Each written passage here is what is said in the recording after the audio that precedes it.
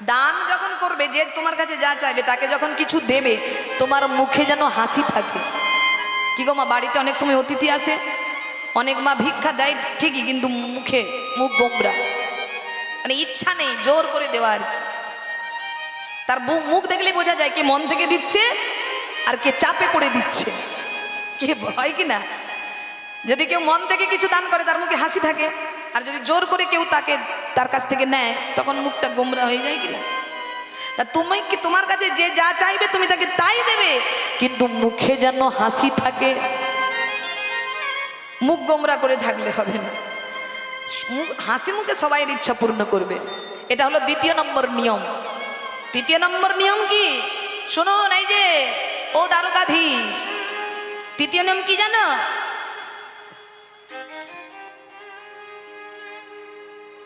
সর্বশেষে দান দিয়া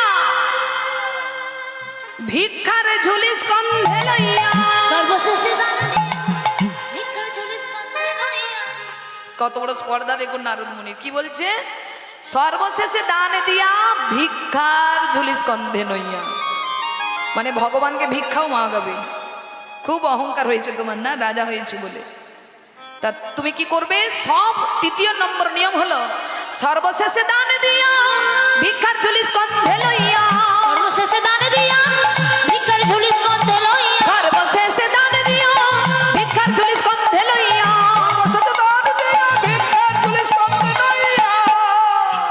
ভিক্ষা করি যাবে মহাসুখে।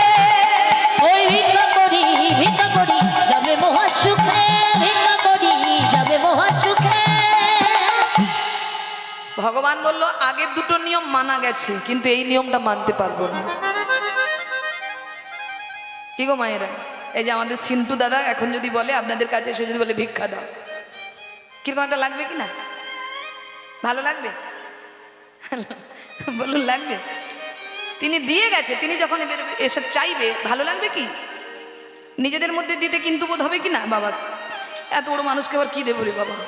হ্যাঁ, উনি তো সারা জীবন দিচ্ছে, তা আমি এখন ওনার কাছে, উনি যদি এসে বলে আমাকে দাও, কেমন একটা লাগে না? তা ভগবান বলছে আমি দান দেব, তুমি বললে দান দিতে হবে, যে যা চাইবে তাই দেবো, ঠিক আছে দেবো, কিন্তু শেষের নিয়মটা মানতে পারলাম না। আমি আবার ভিক্ষা চেয়ে নেব, মানে কি, আমি ধরুন 5,000 টাকা দিয়েছি, আবার আমি তার কাছে বলছি দাও, বলে বাবা দিল আবার কেড়ে নিচ্ছে, এ আবার কেমন দানি? নারদ মুনি বলছে শোনো, তুমি দান দেবে কিন্তু আবার ভিক্ষা করে চাইবে। তুমি 5,000 টাকা যেখানে দিয়েছো সেখানে 1 টাকা চেয়ে নেবে। ভিক্ষা করে নিলে কি হবে? এই যে ও প্রভু শুনুন মায়েরা, দান দেবার পর আবার চেয়ে নিতে হয়, এটা নিয়ম। কেন? তোমার দানের অহংকার দূরে যাবে। দানের অহংকার দূরে যাবে। দানের অহংকার দূরে যাবে। যজ্ঞ তোমার পূর্ণ হবে, দানের অহংকার দূরে যাবে। তোমার পূর্ণ হবে, দানের অহংকার দূরে যাবে। যজ্ঞ তোমার সফল হবে, দানের অহংকার দূরে যাবে। জীবনে তোমার সফল হবে, দানের অহংকার দূরে যাবে। মানে তুমি যে দানি, এই যে অহং একটা তোমার ভেতরে কাজ করবে। কিংবা আপনি যদি কমিটিকে 5,000 টাকা দেন, আপনার একটু মানে মেজাজটা একটু অন্যরকম হয়ে যায় কিনা, আমি দিয়েছি 5,000, ও দাদা আমার নামটা একটু অ্যানাউন্স করুন ভালো করে, অমুক ব্যক্তি 5,000 টাকা দিলেন। অনেক জায়গায় আমাদের কীর্তনে অ্যালাউন্স চলে জানেন, গান হচ্ছে মাঝে মাঝে অ্যালাউন্স, অমুক ব্যক্তি গোবিন্দের সেবার জন্য, ভক্ত সেবার জন্য 5 টাকা দক্ষিণা দিলেন। মানে 5 টাকাও যদি কেউ দেয় সেটাও অ্যালাউন্স করে। যদি কাউকে কিছু দেওয়ার পর অ্যালাউন্স করা হয়, ঘোষণা করা হয়, যার নামে দেবেন তার অহংকার বাড়ে কি না? আপনার নাম যদি এখন আপনি ধরুন 100 টাকা দিয়েছেন, কেউ যদি মাইকে এসে বলে অমুক ব্যক্তি কীর্তনিয়াকে 100 টাকা দিলেন, ওই যে ঠাকুমা যেমন দিয়েছে, উনি চুপি চুপি এসে দিয়ে চলে গেলেন। তা মায়েরা এরকম যদি কেউ মাইকে অ্যালাউন্স করে বলে ওই যে দানটা করলেন, ওনার মধ্যে অহংকার একটা, আমি তো আসবেই মা, আসবে কি না? যাক আমার নামটা বলেছি, কি ভালো। এই যে অহংকার, তা তুমি যে এত মানুষকে দান করবে, তোমার মধ্যেও তো অহংকার আসতে পারে, আর যেখানে অহংকার আসে সেখানে যজ্ঞের কোনো ফল পাওয়া যায় না। তাই গোবিন্দ তোমার ভালোর জন্যই আমি বলছি, আমার আবার কি, হ্যাঁ আমার আবার কি, তোমার জন্যই বলছি। তুমি দান করবে, দানের শেষে ভিক্ষা করে আবার চাইবে ভিখারি হয়ে, ঠিক আছে? তা গোবিন্দ বলল ঠিক আছে, তাহলে তোমার সব কথা বুঝলাম, কিন্তু ত্রিভুবন যে নিমন্ত্রণ করব, তা এখন নিমন্ত্রণ করবে কে? এই ত্রিভুবন ঘুরে ঘুরে নিমন্ত্রণ কে দেবে? নারদ মুনি বলে কেন আমি? আমি থাকতে তোমার আবার চিন্তা কিসে? পত্র লিখো, আমি পত্র পাঠিয়ে দেবো যে যার জায়গায়। তখন গোবিন্দ আমার পত্র লিখছেন মায়েরা, পত্র লিখছেন। কাকে লিখছেন? প্রথমে নিমন্ত্রণ কাকে দিতে হয় মায়েরা? শ্বশুর বাড়িতে?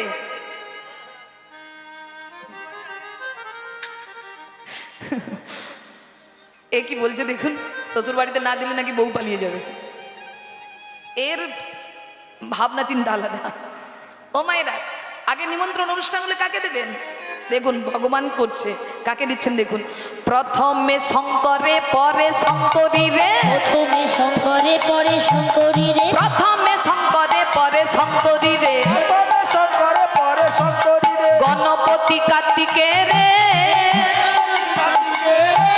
গণপতি কার্তিকে রে, গণপতি কার্তিকে রে, সে যে পদ্মজনী লক্ষ্মী বিনা পানি, পদ্মজনী লক্ষ্মী বিনা পানি, সে যে পদ্মজনী লক্ষ্মী বিনা পানি, পদ্মজনী লক্ষ্মী বিনা পানি, পত্র লিখে নিজ করে, পত্র লিখে নিজ করে, পত্র লিখে নিজ করে, আরে পত্র লিখে নিজ করে, একে একে পত্র লিখে যে দিল, একে একে পত্র লিখে যে দিল, একে একে পত্র লিখে যে দিল, একে একে পত্র লিখে যে দিল, যথাযোগ্য সম্বোধনে একে একে পত্র লিখে যে দিল, যথাযথ সম্বোধনে একে একে পত্র লিখে যে দিল, যথাযোগ্য সম্বোধনে একে একে পত্র লিখে যে দিল। একে পত্র লিখে দিল। তাহলে মা কাকে পত্র লিখলো আগে? শিব শঙ্কর মানে কি? ভোলানাথ। প্রথমে শঙ্করে পরে শঙ্করী রে, মানে শিব আর তার স্ত্রীকে পত্র লিখলো। তারপর গণপতি কার্তিকে রে, গণেশ কার্তিক, তারপর লক্ষ্মী সরস্বতী, এইভাবে একে একে পত্র লিখে দিয়েছেন। আর পত্র নারদ মুনির হাতে তুলে দিয়েছেন। আর যখন স্বর্গমর্তে সবার জন্য পত্র লিখছেন, এমন সময় দাদা বলরাম ছুটে এসে বলছে, ভাই দেখি দেখি পত্রগুলো দেখি। এই বলে দাদা পত্রগুলো খুলে খুলে দেখছেন। পত্রগুলো খুলে খুলে দেখার পর দাদা বলরাম বললেন, ভাই সবার জন্য তো পত্র লিখেছিস, কিন্তু বৃন্দাবনের পত্র কই?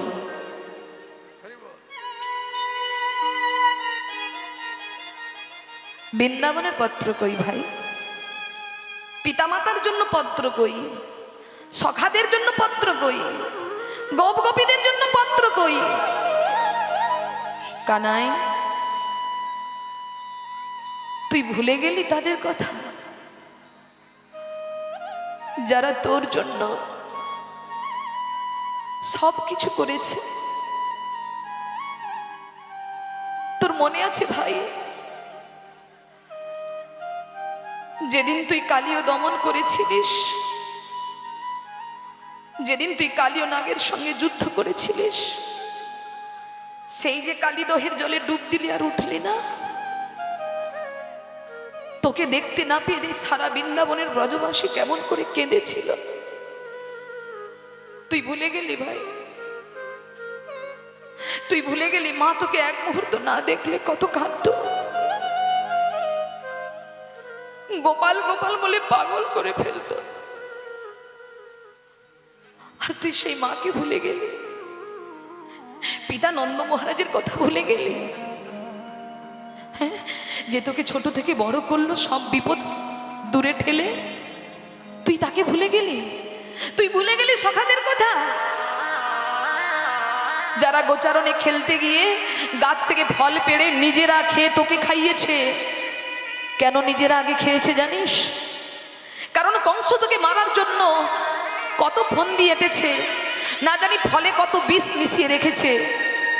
তাই সখাগণ ফল পেড়ে আগে নিজে খেত, কারণ বিষ ফল যদি হয়, মরতে হয় আমরা আগে মরব, কিন্তু কানাইকে বিষ ফল দেব না। হ্যাঁ?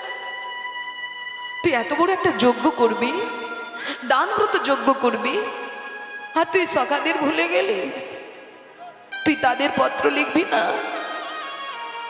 তুই তুই তুই গোপীর জন্য পত্র লিখবি না, রাধারানীর জন্য পত্র লিখবি না, তুই রাধারানীকে যজ্ঞে আহ্বান করবি না? শোন, আমি দাদা হয়ে বলে দিলাম, এই যজ্ঞে যদি বৃন্দাবন থেকে ভালোবাসার মানুষগুলো যদি এই যজ্ঞে না আসে, পিতানন্দ মহারাজ, মাতা যশোমতী, গোপী যদি বৃন্দাবনে থেকে তারা যদি না আসে, আমিও তোর যজ্ঞে থাকবো না, থাকবো না, থাকবো না। এই বলে দাদা বলরাম রেগে যেই না চলে যেতে যাবে, অমনি কৃষ্ণ দাদা বলরামের হাতটা ধরেছে। দাদা,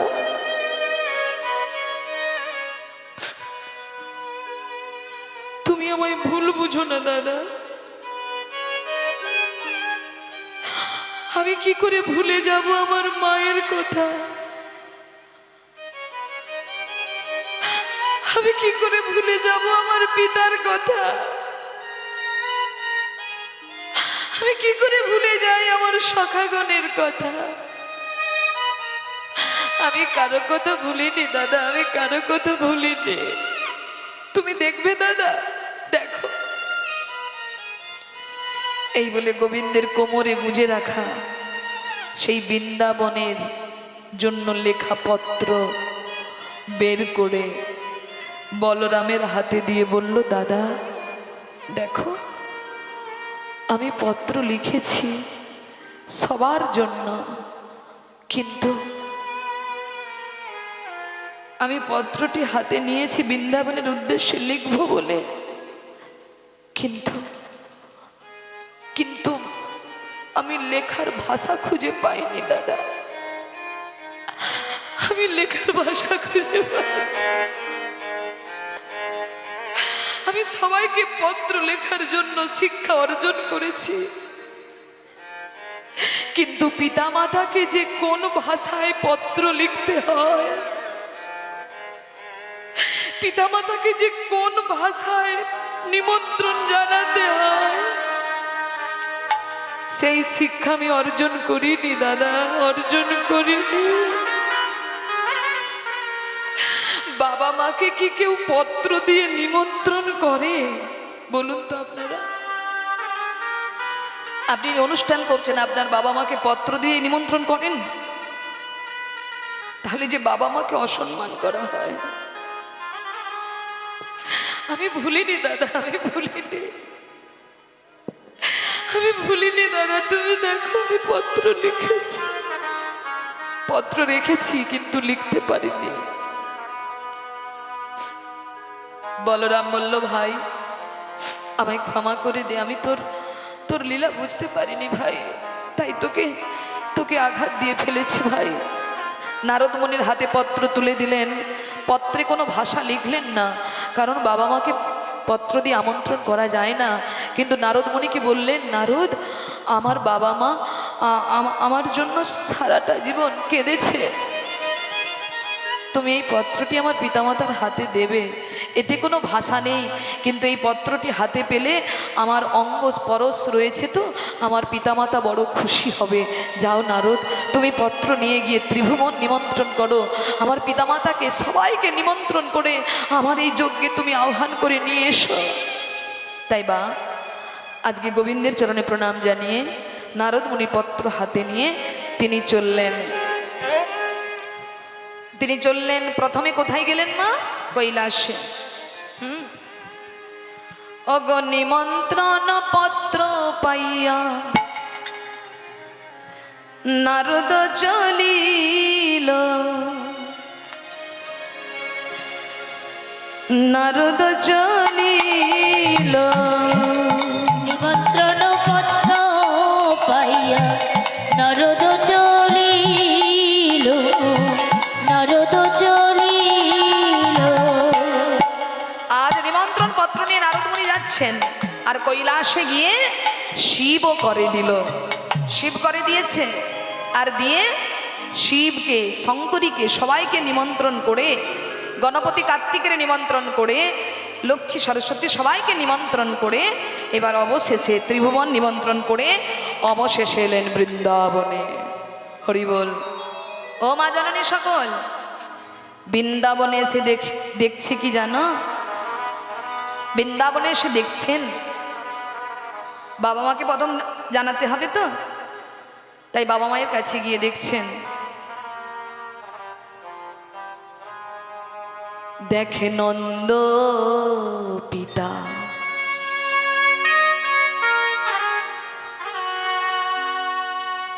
জ্বেলেছে চিতা,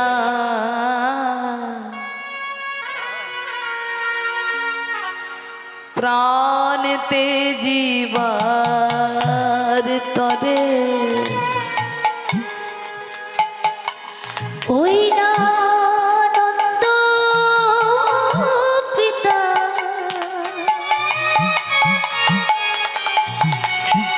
জ্বেলেছে চিতা,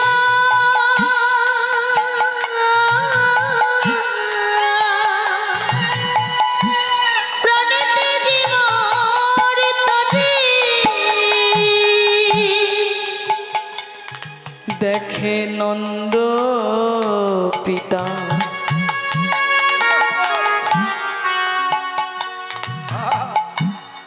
জ্বেলেছে চিতা,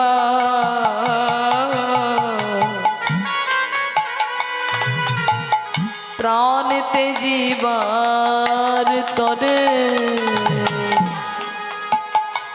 দেখে নন্দ পিতা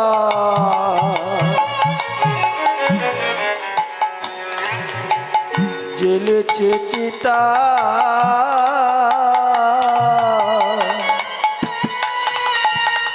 প্রাণেতে জীবার তরে, মাতা নন্দ রানী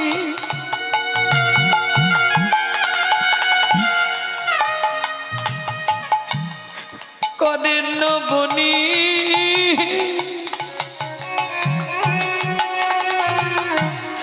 বেড়াই দারে দারে, মাথা নন্দ রানী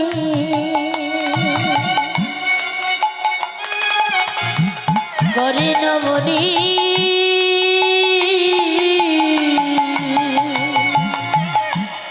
বেড়াই দারে দারে, সদাই গোপাল গোপাল বলে কাঁদে, গোপাল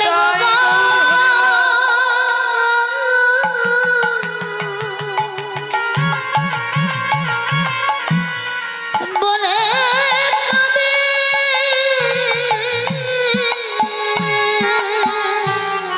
গোপাল গোপাল কোথায় গেলে বাবা? একবার একবার মা বলে ডাক না বাবা, একবার নবনীটা সেবা করে জানা গোপাল। গোপাল তোর কি খিদে পায় না বাবা?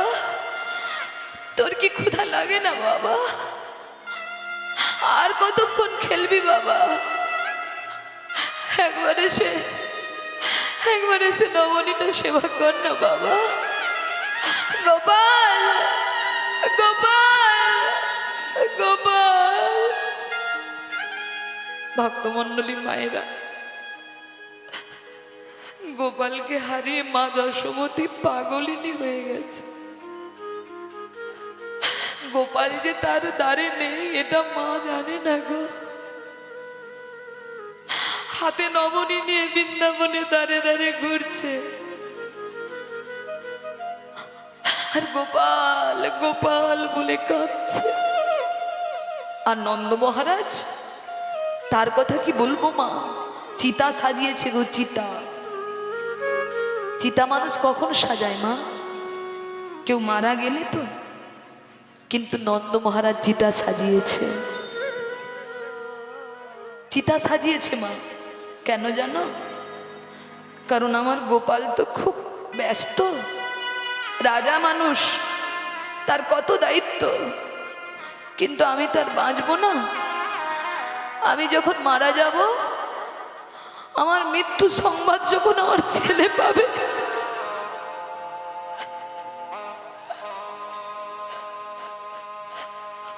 আমি যখন মারা যাব, আমার মৃত্যু সংবাদ যখন আমার ছেলে পাবে, সব কাজ ফেলে রেখে আমার ছেলে ছুটে আসবে, আর ছুটে এসে ব্যস্ত মানুষ তো চিতা সাজাতে তো অনেক সময় লাগবে, অনেকটা সময় নষ্ট হবে, তাই আমি আগে থেকে চিতা সাজিয়ে রাখছি।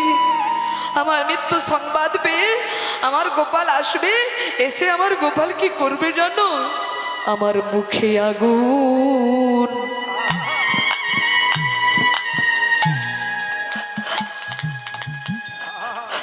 আগুন জেলে দে। নিতাই গো আমার মুখে আগুন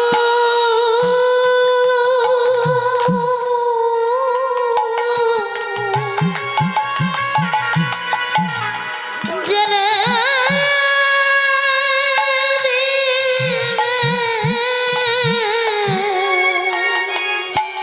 কি গো মায়েরা, যাদের ছেলে বিদেশে থাকে, হ্যাঁ, বাবা মা গ্রামের বাড়িতে আছে, যদি মৃত্যু সংবাদ পায়, ছেলে কি আর বিদেশে থাকতে পারবে? সে প্লেন ভাড়া করে হলেও সে কিন্তু ছুটে আসবে। আমার ছেলে তো বিদেশে আছে গো, রাজা হয়েছে, কিন্তু রাজাদের কত দায়িত্ব থাকে, কত চাপ থাকে তাদের মাথায়। যখন আমার ছেলে বুঝবে আমি মারা গেছি, খবর যখন পাবে, ও সব কাজ ফেলে আসবে। তাই আমি আগে থেকে চিতা সাজিয়ে রাখলাম, ওই সময়টুকু আমি ওর নষ্ট হতে দেব না। আমি আগে থেকে আমার নিজের চিতা নিজে সাজিয়ে রেখেছি। আমার ছেলে শুধু এসে মুখে আগুন,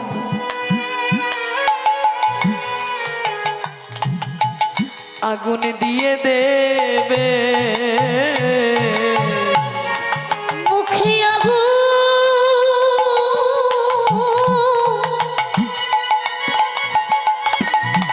দিয়ে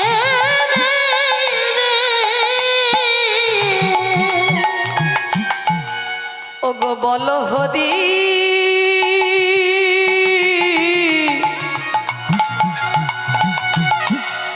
হরি বলে আমার মুখে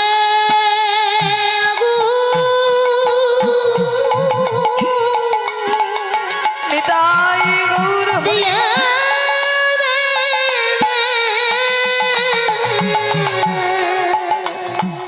নারদমণি দেখছে মায়েরা, বাবা মায়ের কি বিরহ দশা। খুব মন দিয়ে শুনুন মা, আর অন্যদিকে একদম মন দেবেন না। এই শেষের মুহূর্তটা একটু মন দিন সবাই। নারদমণি দর্শন করে নারদমণির চোখ দিয়ে টপ টপ করে জল পড়ছে। হে গোবিন্দ,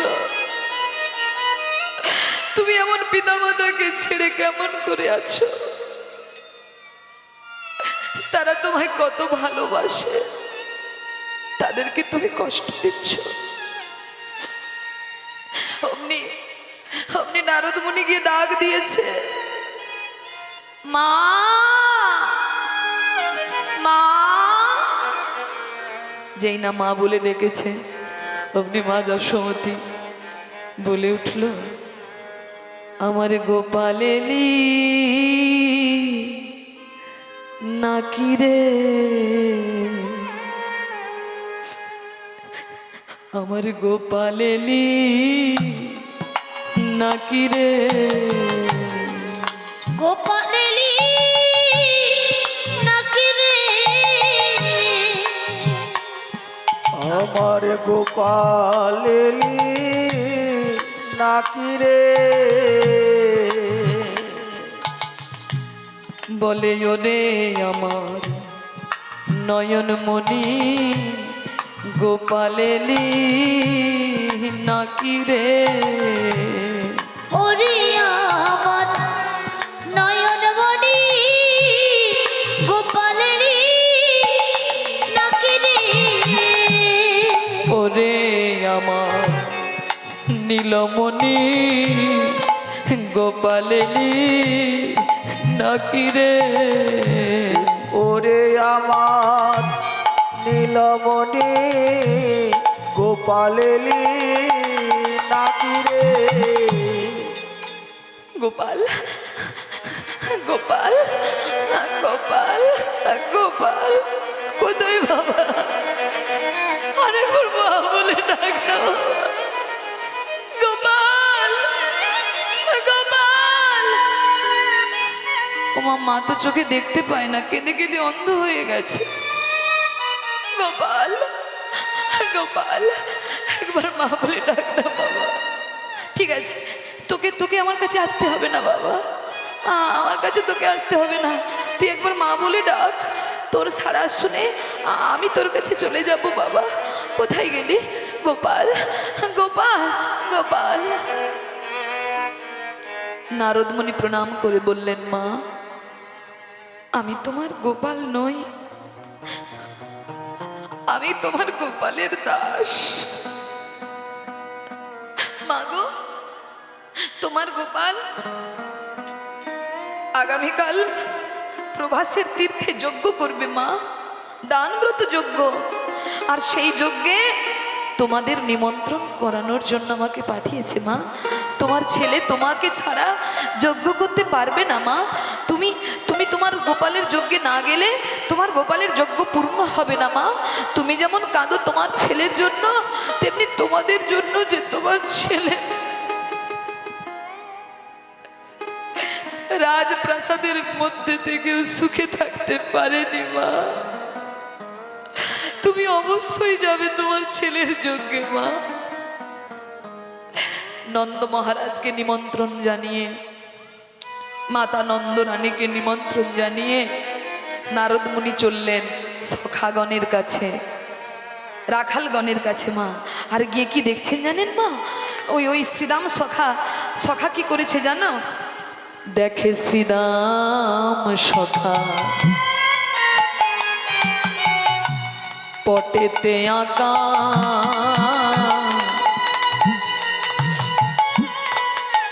শ্যামের মূরতি করে, ওই না শ্রীরাম সখা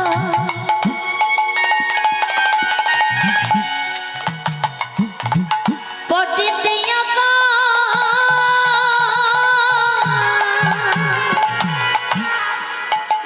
শ্যামের মূরতি করে করে দেখে শ্রীরাম সখা পটেতে আঁকা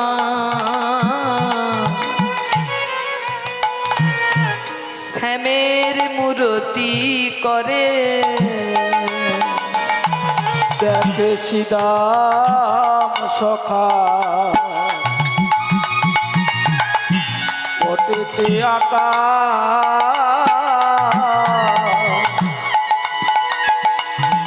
শ্যামের মূরতি করে, পাকা পাকা ফল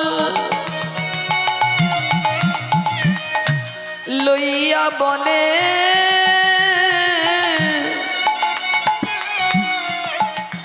ভাই কানাই খারে খারে, ওই পাকা পাকা ফল নিতাই গৌর হরি বল, লইয়া করে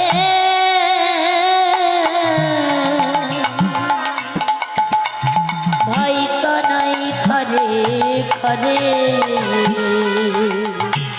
শ্রীরাম বলছে, কানাই এই কানাই একবার এসে সেবা কর না কানাই। এই দেখ, এই ফলটা এঠো নয় ভাই, আমি কথা দিচ্ছি ভাই, আর কোনোদিন তোকে এঠো ফল খাওয়াবো না, আর কোনোদিন তোর কাঁধে চড়বো না ভাই। তুই শুধু একবার বৃন্দাবনে ফিরে শ্রীরাম বলে ডাক, একবার ফিরে আয় কানাই, একবার ফিরে আয়। তুই কি সব ভুলে গেছিস ভাই? কত মাঠে খেলেছি, কত কাঁধে চড়েছি, ওরে আমরা আমাদের পিতা মাতাকে যতটা না ভালোবাসি, তোকে যে অনেক ভালোবাসি কানাই। তোকে যে অনেক বেশি ভালোবাসি কানাই। আয় আয় না, আয় না কানাই, একবার ফিরে আয় বৃন্দাবনে, একবার ফিরে আয় বৃন্দাবনে। এই বলে শ্রীরাম সখার পিছনে দাঁড়িয়ে নারদ মুনি বলছেন, শ্রীরাম সখা আর কাঁদতে হবে না, তোমাদের ভাই কানাই প্রভাসের তীরে যজ্ঞ করছে, আর সেই যজ্ঞে তোমাদের সবার নিমন্ত্রণ। তোমরা যে যা পারবে ফল নিয়ে তোমার ভাই কানাইয়ের যজ্ঞ অনুষ্ঠানে যাবে, কারণ আমাকে বলে দিয়েছে যে আমার সখাগণ ফল নিয়ে এলে আমি ওই যজ্ঞে সেই ফল সেবা করব, তোমরা অবশ্যই যাবে। এই বলে সখাদের নিমন্ত্রণ করলেন। সখাদের নিমন্ত্রণ করে রাধারানীকে নিমন্ত্রণ জানাতে গেলেন। রাধারানী মাঝে বসে আছে, আর সব সখীরা ঘিরিবিরি হয়ে কৃষ্ণ কৃষ্ণ বলে কাঁদছে। আমার নারদ মুনি রাধারানীর চরণে প্রণাম করে বলছেন, হে প্রেমময়ী, হে করুণাময়ী, হে দয়াময়ী, তুমি আর কেঁদো না। তোমার প্রাণনাথ প্রাণবল্লভ প্রভাসের তীরে যজ্ঞ করছে আগামীকাল, আর সেই যজ্ঞে তোমাদের সবার নিমন্ত্রণ, তোমরা সবাই কিন্তু এসো। নিতাই গৌর হরি হরি বল। ও মায়েরা, কি আনন্দ আজকে, কি আনন্দ আজকে। রাধারানী সখীদের, সখীগণ বলছে, এই রাধে আর কাঁদিস না, তোর গোবিন্দ যজ্ঞ করবে, সেই যজ্ঞে যাব। কিন্তু রাধে এইরকম এলো থেলো বেসে গেলে তো হবে না, আমরা তোকে সুন্দর করে সাজিয়ে দেব। রাধারানী বলছে, হ্যাঁ রে, বধূর কাছে যে যাব এত বছর পর, কি উপহার নিয়ে যাব? কি গো মা, গোবিন্দের কাছে খালি হাতে যেতে আছে নাকি? আপনারা আত্মীয় বাড়িতে কখনো খালি হাতে যান?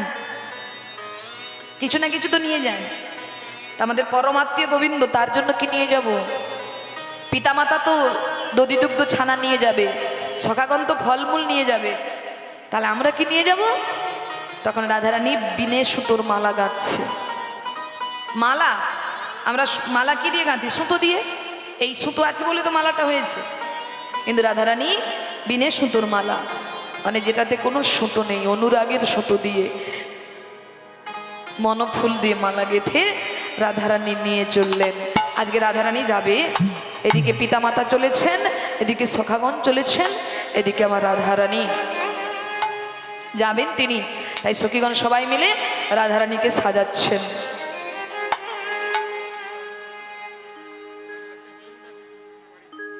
আচ্ছা,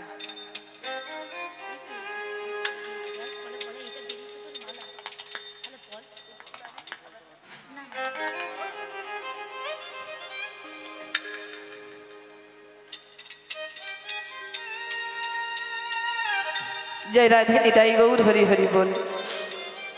তা ভক্তমণ্ডলী, আজকে রাধারানীকে সখীগণ সবাই মিলে সাজাতে লাগলেন। চলুন আমরাও সবাই মিলে একটু রাধারানীকে সাজাই মন ফুল দিয়ে। কি এতদিন পর রাধারানী সাজবে মা, 100 বছর পর গোবিন্দ দর্শনে যাওয়ার জন্য। তাই মায়েরা, আমরাও কোথাও গেলে সাজগুজ করি কি না? তো রাধারানী সাজছেন। হ্যাঁ, চলুন বলি রাধারানী কি।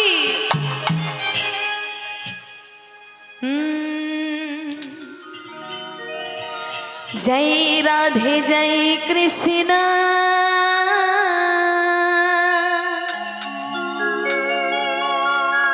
জয় হো বৃন্দাবন।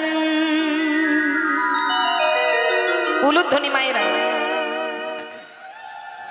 বাবা বাবা। জয় রাধে জয় কৃষ্ণ, জয় হো বৃন্দাবন। জয় রাধে জয় কৃষ্ণ, জয় হো বৃন্দাবন। জয় রাধে জয় কৃষ্ণ, জয় হো বৃন্দাবন। জয় রাধে জয় কৃষ্ণ, জয় হে বৃন্দাবন। জয় রাধে জয় কৃষ্ণ,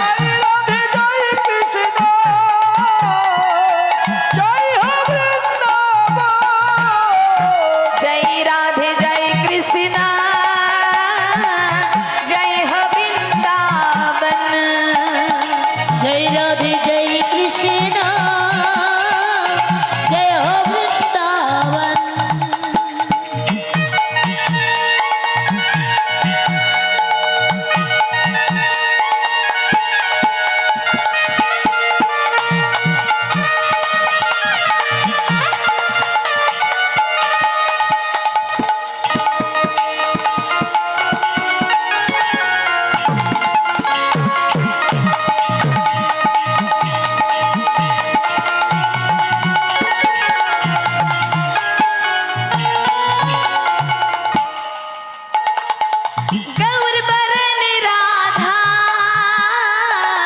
श्याम बरन मोहन गौर बरन राधा श्याम बरन मोहन गौर बरन राधा श्याम बरन मोहन गौर बरन राधा श्याम बरन जय राधे जय कृष्ण जय हो वृंदावन जय राधे जय कृष्ण जय हो वृंदावन जय राधे जय कृष्ण जय हो वृंदावन हरि बोल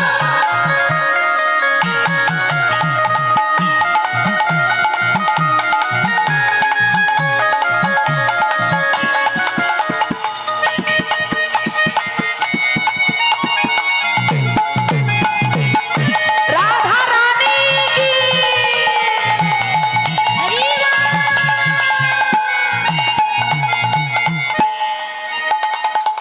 नूपुर धुन राधा मुरली धुन मोहन नूपुर धुन राधा मुरली धुन मोहन नूपुर धुन राधा मुरली धुन मोहन अमर धने राधा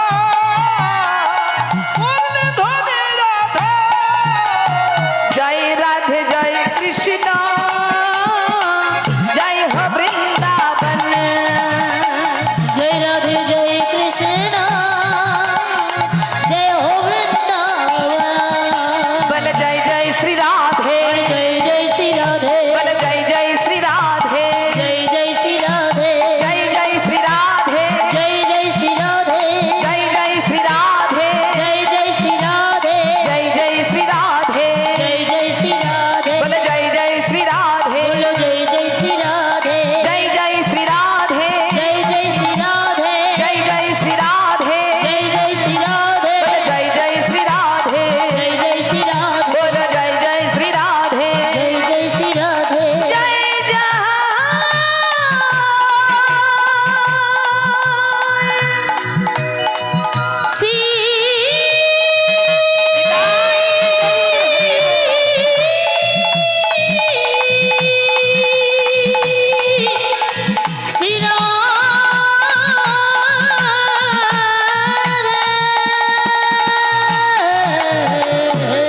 জয় নিতাই ভক্তমণ্ডলী ভক্তিমতী মায়েরা আজকে এখানে বাতাসা লুটের ব্যবস্থা আছে 1 কুইন্টাল নাকি তা আর এগোবো না আজকে মিলন আমরা ঘটাবো আজকে রাধারানী সাজতে বসেছে মা এইবার 100 বছর পর রাধারানী সাজছে মা সবাইয়ের আনন্দ হলেও দুজনের আনন্দ হচ্ছে না কুটিলা দেখতে পেয়ে বলছে এই দাদা তুই পুরুষ মানুষ হয়েছিস কেন বলতো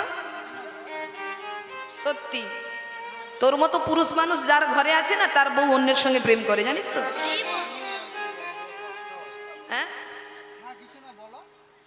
আজকে তোর বউ কি করেছে জানিস কি করেছে কি আর করবে ওই যে এতদিন কাঁদছিল তাও ভালো লাগছিল কিন্তু আজকে কি করেছে জানিস ও মা সাজতে বসেছে সাজতে আর সাজুগুজু করে কোথায় যেন যাবে ওই নাকি কালো কেষ্ট ওই কেষ্ট বেটা ও নাকি যজ্ঞ করবে আর সেই যজ্ঞে তোর বউ যাবে দেখবি যা কেমন করে রং ঝং মেঘে সাজছে এবার যেই বলেছে মা এইবার আয়ান তো খুব রেগে গেছে মা কোন স্বামীর ভালো লাগে বলুন তো হ্যাঁ আয়ান বলছে তোর কথা যদি আজকে সত্যি হয় এই মায়ের খড়গ নিয়ে ওর গর্দান কাটবো এই বলে আয়ান কি করেছে খড়গ হাতে রাধারানীর কাছে যাচ্ছে গিয়ে দেখলেন সত্যি সত্যি রাধারানী সেজে গুজে সখীদের নিয়ে যাবে বলে চরণটা বাড়িয়েছে আর আয়ান কি করেছে একেবারে খড়গ হাতে দাঁড়িয়েছে এই যে যাচ্ছ কোথায় এত বড় স্পর্ধা তোমার কোথায় যাচ্ছ মায়েরা বলুন তো যার জন্য 100 বছর কাঁদলো আজকে তার সঙ্গে মিলনের সুযোগ এলো আজকে সেই মিলনে যদি কেউ বাধা দেয়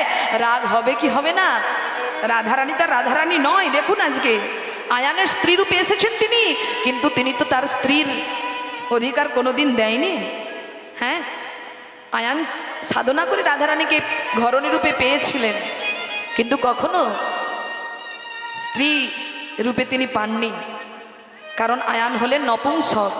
তা আজকে দেখুন, যেই না আয়ান বাধা দিয়েছেন অমনি রাধারানী ক্রোধান্বিত হয়ে বলে উঠলেন, এই যে শোনো, চেনো না তুমি যে মোরে, চেনো না তুমি যে মোরে, চেনো না তুমি যে মোরে, চেনো না তুমি যে মোরে, এসেছিলাম আমি তোমারও ঘরে, এসেছিলাম আমি তোমার ঘরে, এসেছিলাম আমি তোমারও ঘরে। এসেছিলাম আমি তোমার ঘরে। তুমি ভেবেছো আমি তোমার স্ত্রী, কিন্তু আমি কে তুমি তা দর্শন করবে আজকে। এই বলে রাধারানী কি করেছে মায়েরা, এত বলি হইল অপরূপ, এত বলি হইল অপরূপ, এত বলি হইল অপরূপ, এত বলি হইল অপরূপ, রাধিকা ধরিল কালিকা রূপ, কালিকা ধরিল কালিকার উপর, রাধিকা ধরিল কালিকা রূপ। রাধিকা ধরিল কালিকার উপর। আজ কালী হয়ে দাঁড়ালো, কালী হয়ে দাঁড়ালো, কালী হয়ে দাঁড়ালো, কালী হয়ে দাঁড়ালো, আমাদের এই বিনোদিনী কালী হয়ে দাঁড়ালো, আমাদের এই বিনোদিনী কালী হয়ে দাঁড়ালো, আমাদের এই বিনোদিনী কালী হয়ে দাঁড়ালো। আমাদের এই বিনোদিনী কালী হয়ে দাঁড়ালো। যেই না কালী রূপ ধারণ করেছে মা, অমনি আয়ান ভাবছে, মা তুমি আমার স্ত্রী রূপে এসেছো আমার ঘরে, আমি এতদিন তোমায় চিনতে পারিনি। এই বলে আয়ান কি করেছে, দেখিয়া আয়ান পদ তলে, দেখিয়া আয়ান পদতলে, দেখিয়া আয়ান পদ তলে, দেখিয়া আয়ান পদতলে, লুটায় জয় কালী বলে, লুটায়ে জয় কালী বলে, লুটায় জয় কালী বলে, লুটায়ে জয় কালী বলে, ক্ষমা করো মা, ক্ষমা করো মা, ক্ষমা করো মা, আমায় ক্ষমা করো মা, আমি ওই চরণে অপরাধী, ক্ষমা করো মা, তোমার ওই চরণে অপরাধী ক্ষমা করো মা, আমি ওই চরণে অপরাধী, ক্ষমা করো মা। আমি ওই চরণের অপরাধী ক্ষমা করো মা।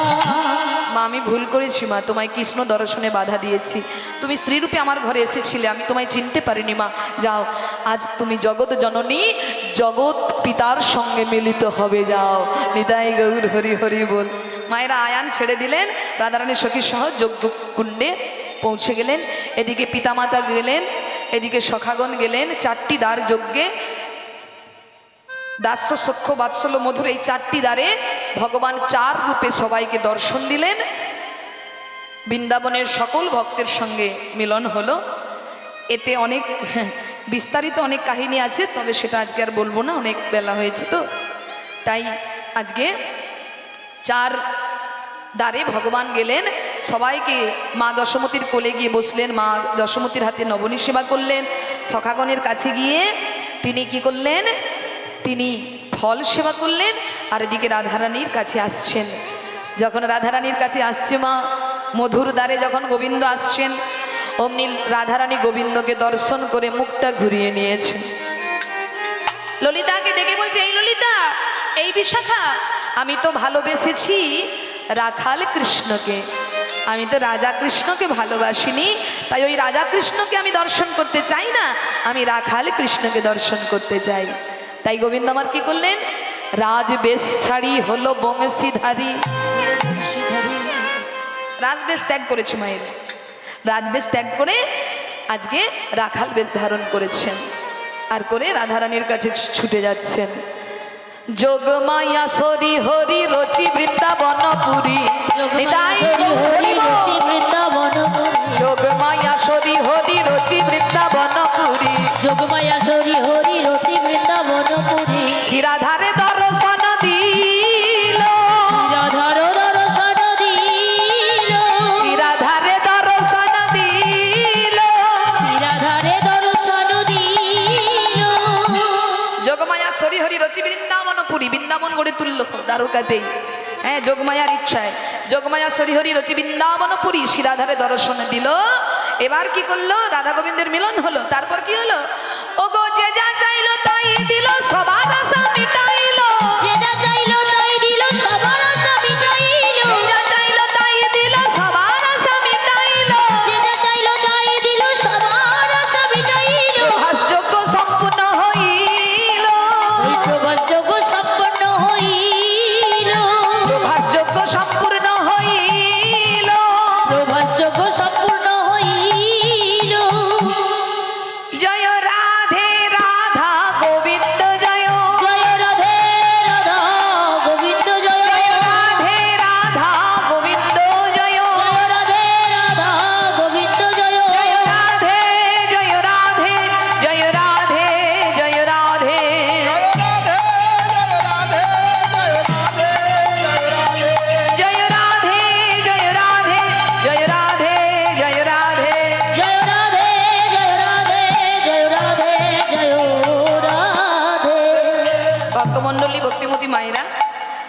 আমার একটু বাড়ির ঠিকানাটা আপনাদের দিয়ে দিই, আপনারা অবশ্যই যাবেন। কুকুরদহ থেকে 1.5 কিলোমিটার ভেতরে কালীবাজার হয়ে হরিনারায়ণপুর গ্রাম। আর ওই হরিনারায়ণপুর গ্রামে আমি এই হরি আরাধনার জন্য নববৃন্দাবন তৈরি করছি। এই যে আজকে যতটুকু অর্থ আমার কমিটি মানে দাদারা দেবে, বাতাসা সেই এদিকে নিয়ে এসো। সমস্ত অর্থ দিয়ে আমাদের গ্রামে 1 বিঘে জায়গা কিনে সেখানে নববৃন্দাবন তৈরি হচ্ছে, রাধা গোবিন্দের মন্দির নির্মাণ হচ্ছে। যে মন্দির নির্মাণ করতে প্রায় 2 থেকে 3 কোটি টাকার বাজেট। তাই মায়েরা আজকে তো আর যাবেন না, যখন আপনারা শুনবেন যে রাধা গোবিন্দ মন্দির প্রতিষ্ঠা হচ্ছে সেদিন কিন্তু আপনারা অবশ্যই চরণধুলি দেওয়ার জন্য হরিনারায়ণপুর গ্রামে যাবে। আর আমার ছেলে আজকে এসেছে কৃষ্ণগোপাল, ও আপনাদেরকে একটি রামচন্দ্রের একটি ভজন আপনাদের আস্বাদন করাবে, আপনারা একটু শ্রবণ করবেন। কারণ কালকেই ও মুখস্থ করেছে, কারণ ওকে বলেছি যে তোমাকে আমি গানে নিয়ে যেতে পারি। ওর এখন স্কুল ছুটি, তাই এসেছে বাড়ির সামনে গান বলে। ও মামা বাড়িতে থাকে, তো ওকে বলেছি নিয়ে যেতে পারি, তবে এই গানটা শোনাতে হবে। হ্যাঁ, তো বড় কঠিন একটি গান ও মুখস্থ করেছে, হয়তো ভুলও হতে পারে। আপনারা আশীর্বাদ করবেন, ও একটু গিয়ে শোনাবে আপনাদের।